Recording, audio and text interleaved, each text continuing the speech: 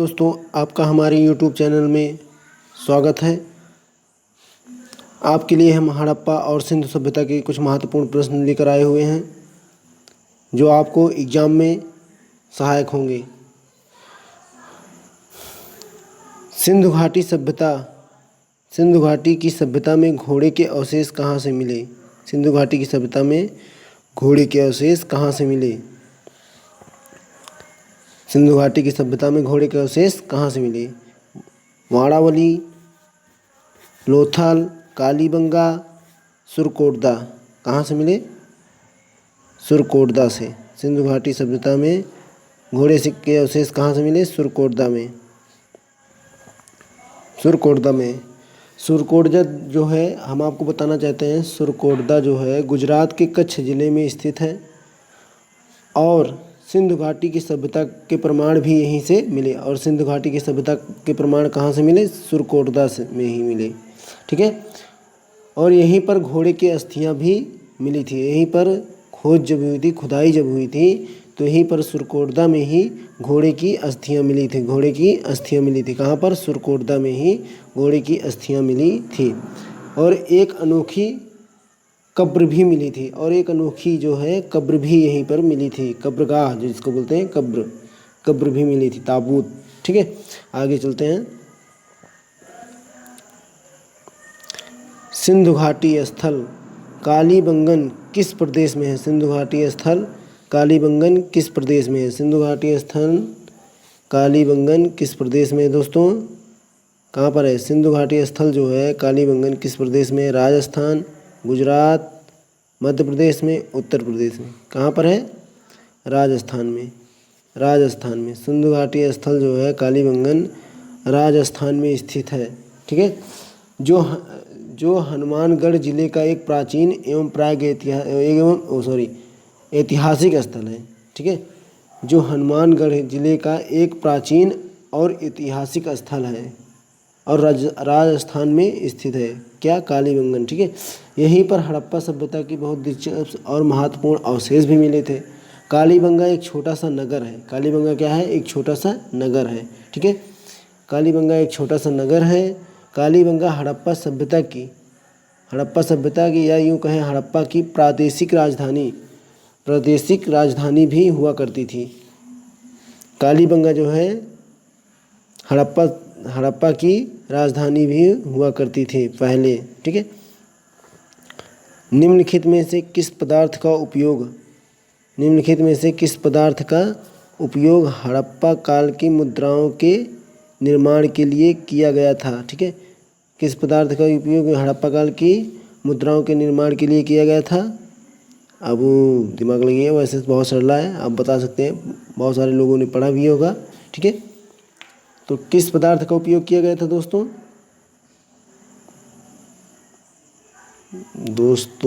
किस पदार्थ का उपयोग किया गया था? चलो हम ही बताते हैं। सेल खड़ी पदार्थ का उपयोग किया गया था। जो मुद्रा बनती थी, पैसे जिसे आज इस समय में पैसा बोला जाता है, रुपया, वो सेल खड़ी से निर्माण किया जाता था। ठीक है। आगे चलते हैं। हड़प्पा सभ्यता किस युग की है? तो आपको हम बताना चाहते हैं कांस्य युग की। हड़प्पा सभ्यता कांस्य युग की है। हड़प्पा सभ्यता किस युग की है? कांस्य युग की। ठीक है। सिंधु घाटी सभ्यता के लोगों का मुख्य व्यवसाय क्या था दोस्तों? सिंधु घाटी सभ्यता के लोगों का मुख्य व्यवसाय क्या था? देखिए, पशुपालन भी था मगर बहुत कम था। ठीक है। पशु पालते थे मगर उस समय बहुत कम ही। कृषि भी करते थे, खेती भी करते थे और शिकार भी करते थे। ये तीनों करते थे। ठीक है। मगर चौथा सबसे ज़्यादा क्या करते थे? सबसे ज़्यादा व्यापार करते थे। उस समय व्यापार ज़्यादा करते थे, घूम घूम के व्यापार करते थे। सिंधु घाटी सभ्यता के लोगों का मुख्य व्यवसाय व्यापार था। वो सब घूम घूम के सब कुछ करने के बाद पशु पालते थे, शिकार भी करते थे, कृषि भी करते थे। तीनों को मिलाकर व्यापार करते थे। क्या करते थे? व्यापार। ठीक है। हड़प्पा सभ्यता के निवासी किस तरह के थे? हड़प्पा सभ्यता के निवासी किस तरह के थे? ग्रामीण थे, या शहरी थे या जनजाति थे या खानाबदोश थे? किस तरह के थे हड़प्पा सभ्यता के? हड़प्पा सभ्यता के निवासी किस तरह के थे? शहरी थे। हड़प्पा सभ्यता के निवासी शहरी थे। किस तरह के थे? शहरी थे। ठीक है। सिंधु सभ्यता के घर किससे बनाए जाते थे? सिंधु सभ्यता के घर किससे बनाए जाते थे? जैसे अपने यहाँ ईंट से बनते हैं, पहले बांस से बनते थे, बांस से भी बनते थे, अभी भी बांस से घर बनाया जाता है, पत्थर से भी बनते हैं, लकड़ी से भी बनते हैं। ठीक है। दोस्तों उस समय सिंधु घाटी सभ्यता के लोग जो थे, सिंधु घाटी सभ्यता के जो लोग थे वो अपना घर ईंट से बनाते थे। किससे बनाते थे? ईंट से। अपना घर किससे बनाते थे? ईंट से। सिंधु घाटी सभ्यता के लोग ईंट से अपना घर बनाते थे, ईंट से। ठीक है। सिंधु सभ्यता का पत्तन नगर, सिंधु सभ्यता का पत्तन नगर बंदरगाह कौन सा था? सिंधु सभ्यता का पत्तन नगर बंदरगाह कौन सा था? कालीबंगा, हो ही नहीं सकता। मोहनजोदड़ो, ये भी नहीं। रोपड़, ये भी नहीं। सिंधु घाटी सभ्यता का पत्तन नगर बंदरगाह जहाँ पर है वो लोथल था। लोथल। ठीक है। सिंधु घाटी सभ्यता का पत्तन नगर बंदरगाह लोथल है। सिंधु सभ्यता में बृहत स्नानागार कहाँ पाया गया था? देखिए इंटर हाई स्कूल में ये पढ़ा होगा आपने। सिंधु सभ्यता में बृहत स्नानागार कहाँ पर है? सिंधु सभ्यता में बृहत स्नानागार मोहनजोदड़ो में है। मोहनजोदड़ो में है सिंधु घाटी का बृहत स्नानागार, जो सबसे बड़ा स्नानागार है नहाने वाला। ठीक है। हड़प्पा सभ्यता की खोज किस वर्ष हुई थी? हड़प्पा सभ्यता की खोज किस वर्ष हुई थी? हड़प्पा सभ्यता की खोज 1921 ईस्वी में हुई थी। हड़प्पा सभ्यता की खोज 1921 ईस्वी में। हड़प्पा सभ्यता की खोज 1921 ईस्वी में हुई थी। ठीक है। हड़प्पा कालीन स्थलों में अभी तक किस धातु की प्राप्ति नहीं हुई? हड़प्पा कालीन स्थल जो हैं अभी तक किस धातु की प्राप्ति नहीं हुई? वहाँ पर किस धातु की प्राप्ति नहीं हुई है? लोहा धातु की प्राप्ति नहीं हुई थी। हड़प्पा कालीन स्थलों में अभी तक लोहा धातु की प्राप्ति नहीं हुई। किस पशु के अवशेष सिंधु घाटी सभ्यता में प्राप्त नहीं हुए? किस पशु के अवशेष थे जो सिंधु घाटी सभ्यता में प्राप्त नहीं हुए? घोड़े के अवशेष प्राप्त थे। घोड़े खुद उनके पास थे। ठीक है। गाय भी थे उनके पास, हाथी भी थे उस समय, मगर शेर नहीं थे। शेर के अवशेष वहाँ पर नहीं मिले अभी तक शेर के अवशेष वहाँ पर नहीं मिले सिंधु घाटी सभ्यता में। ठीक है।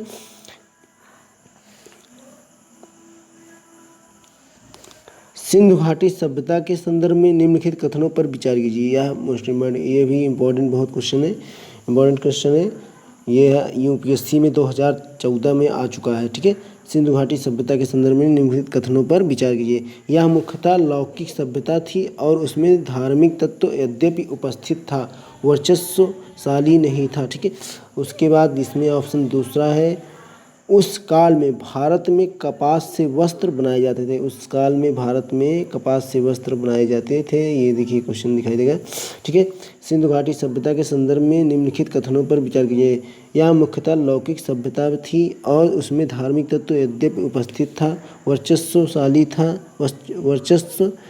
नहीं था। उस काल में भारत में कपास से वस्त्र बनाए जाते थे। दोस्तों इसकी पीडीएफ भी हम अपडेट कर देते अपलोड अपडेट किए हैं। आप पीडीएफ भी डाउनलोड कर सकते हैं। मेरे यूट्यूब के नीचे आप देख लीजिएगा, लिंक है, उसमें लिंक है, आप उस लिंक पर जाएंगे, आप डाउनलोड कर सकते हैं, पढ़ सकते हैं। बहुत सारी पीडीएफ हैं, यह भी पीडीएफ उपलब्ध कराई जाएगी आपको। तो दोस्तों उपर्युक्त में से कथनों पर विचार कीजिए। ठीक है। उपर्युक्त में से कौन से कथन सही हैं? केवल एक क्या है? मुख्यतः लौकिक सभ्यता थी और उसमें धार्मिक तत्व यद्यपि उपस्थित था, वर्चस्वशाली नहीं था। उस काल में भारत में कपास से वस्त्र बनाए जाते थे। ठीक है। देखिए अब हम आपको बता दें, मुख्यतः लौकिक सभ्यता थी। ठीक है। लौकिक सभ्यता उस काल में थी और उसमें धार्मिक तत्व भी थे। उस काल में धर्म को मानते भी थे, यद्यपि उपस्थित था, वर्चस्वशाली नहीं थे। ठीक है। उस काल में भारत में कपास से वस्त्र बनाए जाते हैं, ये भी सही है, ये दोनों सही है दोस्तों। उस काल में कपास से वस्त्र भी बनाए जाते थे और लौकिक सभ्यता भी थी, धर्म को मानते भी थे और पूजा पाठ। इसमें क्या होगा, 1 और 2 दोनों सही, ठीक है। 1 और 2 दोनों सही, 1 और 2 दोनों सही, ठीक है। इसमें यही होगा। यह यूपीएससी में पूछा जा चुका है 2018 या।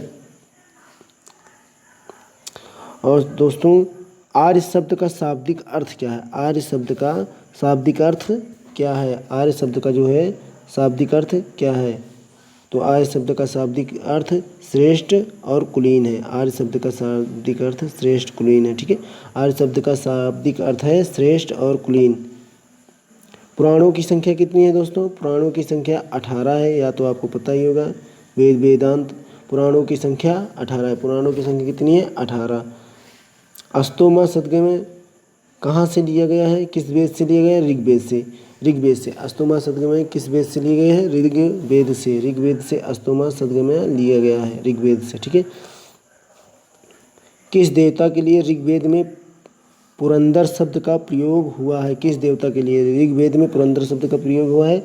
तो उस समय दोस्तों इंद्र को की पूजा किया जाता है, इंद्र को माना जाता था, तो उस समय पुरंदर शब्द का प्रयोग इंद्र के लिए किया गया है। ऋग्वेद में पुरंदर शब्द का प्रयोग ऋग्वेद में पुरंदर शब्द का प्रयोग हुआ है इंद्र के लिए, ठीक है। आर्य भारत में बाहर से आए और सर्वप्रथम कहाँ पर बसे? आर्य जो है भारत में बाहर से आए और सर्वप्रथम किस शहर में बसे थे? ठीक है, किस शहर में बसे थे? पंजाब में बसे थे। पंजाब में बसे थे। आर्य भारत में आए और उस समय पंजाब में आर्य लोग बसे थे, भारत में जब आए थे, ठीक है। न्याय दर्शन को प्रचारित किसने किया था? न्याय दर्शन को किसने प्रचारित किया था? न्याय दर्शन को प्रचारित करने वाले कौन थे दोस्तों? न्याय दर्शन को प्रचारित करने वाले गौतम थे। गौतम ने न्याय दर्शन को प्रचारित किया था। उपनिषद में कितनी पुस्तकें हैं? उपनिषद पुस्तकें हैं। धर्म पर, योग पर, विधि पर, दर्शन पर। उपनिषद पुस्तकें किस पर हैं? दर्शन पर। किस पर? दर्शन पर। उपनिषद पुस्तकें दर्शन पर हैं, ठीक है। योग दर्शन के प्रतिपादक कौन थे? योग दर्शन के प्रतिपादक पतंजलि हैं, या तो आपको पता ही है, योगा कराते रहते हैं बाबा रामदेव जी, पतंजलि, ठीक है। योग दर्शन के प्रतिपादक कौन है? पतंजलि। किस वेद में जादुई माया वशीकरण का वर्णन किया गया है? किस वेद में जादुई माया और वशीकरण का वर्णन किया गया है? उस वेद का नाम क्या है? उस वेद का नाम है अथर्ववेद। अथर्ववेद में जादुई माया और वशीकरण का वर्णन किया गया है, इसमें लिखा गया है, ठीक है। अथर्ववेद में, ठीक है। मनुस्मृति मुख्यतया संबंधित है, किससे संबंधित है? मनुस्मृति समाज व्यवस्था से संबंधित है।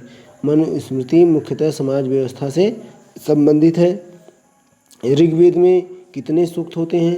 ऋग्वेद में दोस्तों सूक्त कितने होते हैं? 1028 सूक्ति हैं ऋग्वेद में।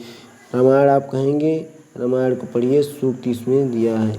ऋग्वेद में कितने सूक्ति हैं? 1028 सूक्ति हैं। गौतम बुद्ध ने अपना प्रथम उपदेश कहाँ पर दिया था? गौतम बुद्ध ने अपना प्रथम उपदेश सारनाथ में दिया था, ठीक है। गौतम बुद्ध ने अपना प्रथम उपदेश कहाँ पर दिया था? सारनाथ में गौतम बुद्ध ने अपना प्रथम उपदेश दिया था। दोस्तों क्वेश्चन आपको कैसा लगा आप कमेंट बॉक्स में ज़रूर बताइएगा। और दोस्तों सब्सक्राइब करिए, लाइक और शेयर सब्सक्राइब करिए। मेरे यूट्यूब चैनल को सब्सक्राइब करिए, ताकि हम आपके लिए अच्छे क्वेश्चंस अपडेट करते रहें। और दोस्तों ये प्रश्न आपके लिए है जो आपको करना है। दोस्तों ये प्रश्न आपके लिए है जो आपको करना है। मोस्ट इम्पॉर्टेंट प्रश्न है, 2 ही प्रश्न है मगर बहुत इम्पॉर्टेंट है सर। दोस्तों यूपीएससी के लिए खास है। पूर्व वैदिक आर्यों का धर्म मुख्यतः था। दोस्तों यूपीएससी के लिए इससे भी हार्ड क्वेश्चन आएंगे, अभी मैं सिर्फ ऐसे ही बता रहा हूँ थोड़ा बहुत। यूपीएससी के लिए ये मई चल रहा है, जून से आपके लिए दोस्तों यूपीएससी का जो क्वेश्चन होगा बहुत इम्पॉर्टेंट क्वेश्चन होगा, जो प्रेजेंट टाइम में आपके लिए महत्वपूर्ण ज़्यादा होगा। ठीक है, पूर्व वैदिक आर्यों का धर्म मुख्यतः था भक्ति, मूर्ति पूजा और यज्ञ, प्राकृतिक पूजा और यज्ञ। ठीक है दोस्तों, इसमें प्राकृतिक पूजा और भक्ति पूजा। ठीक है, मोस्ट इम्पॉर्टेंट क्वेश्चन है, भारत में निम्नलिखित वस्तुओं में से किसका और किनका विश्व में सबसे बड़ा उत्पादक है। भारत में, यह यूपीएससी का क्वेश्चन है जो 2000 कब आया था, 2000 मेरे ख्याल से 2018 या 19 में आया था। ठीक है दोस्तों, भारत में निम्नलिखित वस्तुओं में से किसका और किनका विश्व में सबसे बड़ा उत्पादक है। अब इसमें क्या होगा, दूध, गेहूँ, मछली। ठीक है, इसको हम आपको बताएंगे, लेकिन आप पहले बताइए, इसको हम विस्तार से आपको बताएंगे। नीचे दिए गए कोड का प्रयोग करके सही उत्तर का चयन करिए। ठीक है दोस्तों, केवल 1, केवल 2, केवल 3, केवल 1 या 2 या 1, 2। ठीक है, आपके उत्तर का इंतज़ार रहेगा दोस्तों। मेरे यूट्यूब चैनल को सब्सक्राइब करिए, लाइक करिए, शेयर करिए, कमेंट करिए दोस्तों। धन्यवाद दोस्तों। देख लीजिए क्वेश्चन फुल। ये प्रश्न दोस्तों आपके लिए था। ठीक है दोस्तों, इस प्रश्न को आप करना मत भूलिएगा, सॉल्व करिए और बताइए कौन सा उत्तर होगा, आंसर होगा। थैंक यू, धन्यवाद दोस्तों। लाइक, सब्सक्राइब, शेयर ज़रूर करें।